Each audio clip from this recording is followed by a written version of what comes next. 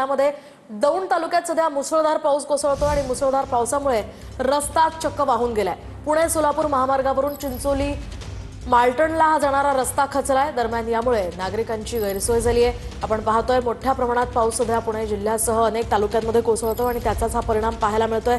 अनेक ठिकाणी पाणी साचले तर कुठे अशा प्रकारे रस्ते सुद्धा खचलेत। अधिकची माहिती जाणून घेऊयात आमचे प्रतिनिधी अजिंक्य धायगुडे यांच्याकडून।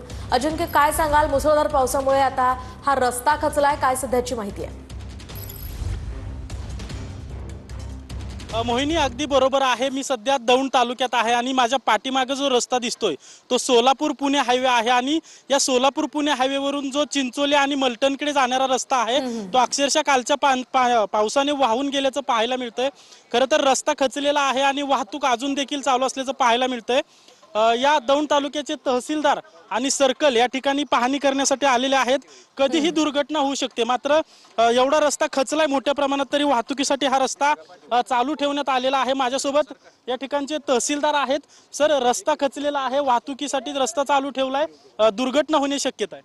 नाही, आता रस्ता याचा खचलेला आहे, तर ते एक भाग आपण आता तात्काळ बंद करतोय आणि त्याची PWD विभागाला सांगून तात्पुरत्या स्वरूपात डागडुजी करतोय, जेणेकरून याच्यामध्ये कुठलाही अनुचित प्रकार घडणार नाही। सर, दौंड तालुक्यात काल मोठ्या प्रमाणात पाऊस झाला, नक्कीच एकूणच या नागरिकांच्या प्रतिक्रिया सुद्धा या संदर्भात पाहायला मिळतात। धन्यवाद अजिंक्य, दिलेल्या सविस्तर माहितीसाठी।